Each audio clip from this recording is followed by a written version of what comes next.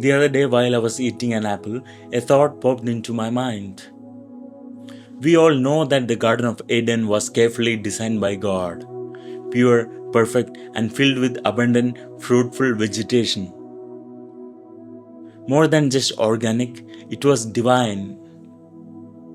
But in the midst of that perfection, there was one special tree, the tree of knowledge of good and evil, whose fruit was forbidden. Now think about this. God created that tree. It was fully functional and good, just like everything else He made. In fact, I believe its fruit was probably more delicious than any fruit we have today. So, why didn't God allow Adam and Eve to eat it? Of course, this story teaches us about obedience and the consequences of disobedience. But there's also a deeper practical lesson, one that answers many of our own questions in life. Genesis chapter 1 verse 12 says, "The land produced vegetation, all sorts of seed-bearing plants and trees with seed-bearing fruit. Their seeds produced plants and trees of the same kind, and God saw that it was good." Now here is something interesting. If God saw that it was good, why was man forbidden from eating it? There are a lot of things that God created on this earth. But does that mean we can have them all?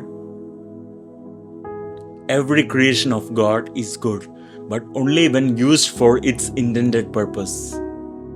You can't eat stones even though God created them. They were made for a different purpose. There are many good people in this world, but that doesn't mean you can marry all of them. Sex is not a sin, but only when done with the right person at the right time in the right way. If any of those conditions are misaligned, it becomes adultery. The tree of knowledge was not planted to nourish man, but to test him.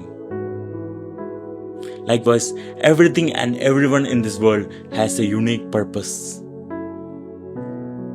When something moves outside its God-given purpose, it can become dangerous. Even you have a unique purpose. And when you overstep your purpose, you are going against God. Just because something is good doesn't mean it's for you right now or forever. It is only good for what it was meant to be, where it was meant to be, and when it was meant to be. Anything outside of God's given purpose and timing becomes sin. God knows exactly what you need at this moment, and He has already provided for you. Instead of looking outside His plan, be grateful for what you have, where you are, and who you are with. Your choices will either prove obedience or disobedience. This is your chance to show that you love God more than anything else in front of you.